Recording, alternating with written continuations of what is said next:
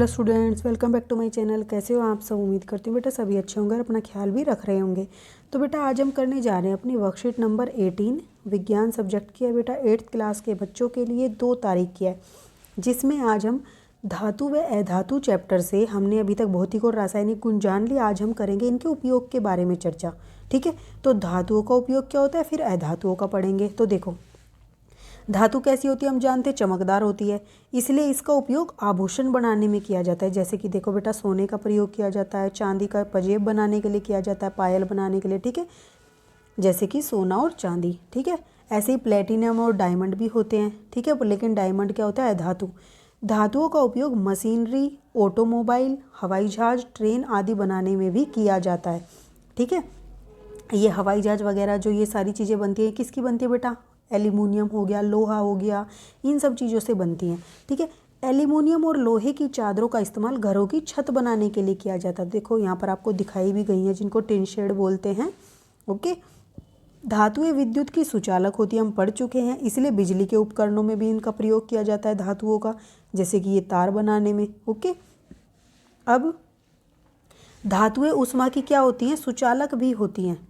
ठीक है, ये तो विद्युत की थी, उष्मा की भी सुचालक होती हैं, इसलिए इनका उपयोग खाना पकाने के बर्तनों में के लिए भी किया जाता है, जैसे कि लोहा हो गया, कॉपर हो गया, एल्यूमिनियम, इन सब के बर्तन आप किचन में भी देख सकते हो। ठीक है, यहाँ भी दिखाए गए हैं। और बेटा अब आती है बात थर्मामीटर। तो थर्मामीटर जो होता है, थर्मामीटर में मरकरी का उपयोग किया जाता है। ठीक है, जो ये आप देखते हो यहाँ पर ये दिख रही है, ये जा रही है, ये होती है मरकरी। इसमें मरकरी का उपयोग क्यों किया जाता है, क्योंकि ये मतलब कि हमारे कमरे के तापमान पर द्रव अवस्था में रहती है, और जिससे क्या होती है, जैसे ही तापमान इसको मिलता है तो ये क्या होती है, पिघलने लगती है और भी ज़्यादा, और जिससे कि हमें तापमान का पता चल जाता है। ठीक है, अब बात करते हैं बेटा अधातुओं की। तो देखो, अधातु एक कार्बन एक अधातु है जो सभी जीवों और उनके उत्पादों में मौजूद है। हम सब में भी बेटा, अन्य जीव जंतु होते हैं या कोई भी प्रकृति में वस्तुएं होती है, सभी में कार्बन पाया जाता है। ठीक है, तो ये आप देख भी रहे होंगे। ठीक है, इसका उपयोग पेंसिल, कोयला, बैटरी आदि में किया जाता है। तो बैटरी जो होती है बेटा, उनमें सेल हो गए जो आप यूज करते हो घरों में, उसमें भी कार्बन होता है। पेंसिल के जो ये ऊपर है, ये भी कार्बन ही होता है, इसका कार्बन का अपर रूप होता है ग्रेफाइट। ठीक है, अब फोस्फोरस, फोस्फोरस भी एक अधातु है, कार्बन भी एक अधातु थी। फोस्फोरस का प्रयोग माचिस, पटाखे और जर्मिसाइड व विस्फोटकों में किया जाता है। ठीक है, ये सब पटाखे हो गए या ये माचिस वगैरह हो गई, इन सब में इसका प्रयोग किया जाता है। क्यों किया जाता है, क्योंकि ये विस्फोटक बहुत ज़्यादा अभिक्रियाशील होती है, तीव्र अभिक्रिया, थोड़ी सी चिंगारी मिलती है, ये विस्फोट के साथ जलती है। ठीक है, इसलिए इनका प्रयोग इसमें किया जाता है। अब सल्फर दवा, बारूद और एसिड को बनाने में किया जाता है, सल्फर का प्रयोग। ठीक है, दवाएं बनाने में, बारूद और एसिड को बनाने में। नाइट्रोजन का उपयोग उर्वरक और कीटनाशकों को नष्ट करने के लिए किया जाता है। ठीक है, खेतों में प्रयोग किया जाता है इसका। आयोडीन जो होती है वो एंटीसेप्टिक दवाओं को बनाने में व औषधीय उद्देश्य के लिए उपयोग में लाई जाती है आयोडीन। ठीक है, टिंक्चर ऑफ आयोडीन सुना होगा बेटा आपने। तो जो भी एंटीसेप्टिक होते, कोई चोट लग जाती है तो वहाँ पर जब हम आयोडीन के सॉल्यूशन से उसको साफ करते हैं। ठीक है, ऑक्सीजन सांस लेने व ईंधन को जलाने के लिए आवश्यक है। ऑक्सीजन जो हमारे वायुमंडल में विद्यमान है बेटा, वो हमारे सांस लेने के लिए भी जरूरी है, और कोई भी ईंधन तभी जलेगा जब ऑक्सीजन मिलेगी। जैसे तुम गिलास बंद करके रख दोगे, किसी भी एक मोमबत्ती जलाओ, उसके ऊपर गिलास रख दो तो वो बुझ जाएगा थोड़ी देर में, क्योंकि उसके अंदर ऑक्सीजन की पूर्ति नहीं हो पाएगी। ठीक है, ये देखो आयोडीन का प्रयोग बीटाडीन बनाने में भी किया गया है। ठीक है, एंटीसेप्टिक के रूप में। क्लोरीन का प्रयोग बेटा जल के शोधन में प्रक्रिया में किया जाता है।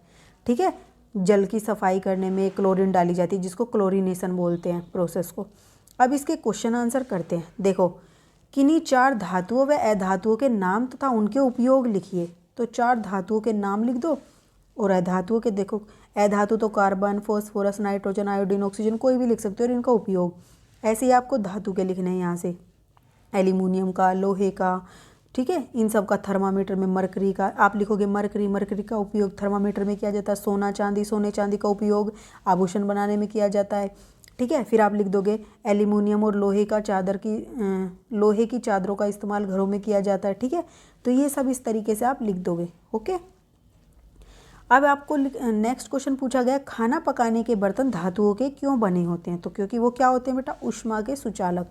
तो धातुएं आप यहाँ पर लिखोगे कि धातु ऊष्मा की सुचालक होती हैं, ये हटा देना, धातु ऊष्मा की सुचालक होती हैं, इसलिए इसका उपयोग खाना पकाने के बर्तनों को बनाने के लिए किया जाता है, जैसे लोहा, कॉपर, एल्यूमिनियम।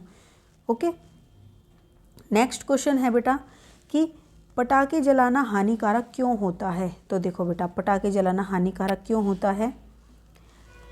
पटाखों में विस्फोटक पदार्थ जैसे फास्फोरस आदि या धातु भरी होती हैं, जो बहुत अभिक्रियाशील हैं और हल्की सी चिंगारी से ही आग पकड़ लेती हैं, इसलिए इनको जलाना हानिकारक होता है। ये हमें चोट भी पहुंचा सकती हैं। ठीक है, नेक्स्ट क्वेश्चन क्या है बेटा कि थर्मामीटर का कार्य बताइए। तो थर्मामीटर का कार्य क्या होता है बेटा, हमारे शरीर का तापमान मापने का।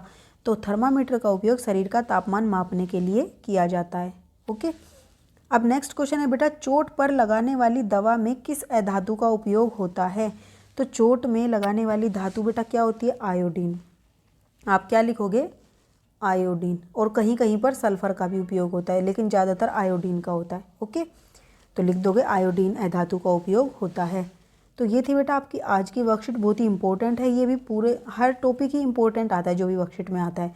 तो आप सभी जो जो वर्कशीट के अंदर आ रहे हैं बेटा टॉपिक, सभी को नोट डाउन कर लो, और इनके इंपॉर्टेंट पॉइंट आप चाहो तो जो वर्कशीट में ये पॉइंट लिखे होते हैं बेटा, इसको भी आप अपनी नोटबुक में नोट्स के रूप में उतार सकते हो, सारे इंपॉर्टेंट होते हैं। ओके, तो ये थी बेटा आपकी आज की वर्कशीट। उम्मीद करती हूँ आपको अच्छे से समझ आई होगी। फिर भी कोई डाउट हो तो कमेंट बॉक्स में पूछ लेना। इस वीडियो में इतना ही, अपना नेक्स्ट टॉपिक हम अपनी नेक्स्ट वीडियो में करेंगे। तब तक के लिए ऐसे हंसते रहिए, मुस्कुराते रहिए, पढ़ते रहिए, आगे बढ़ते रहिए। Thank you.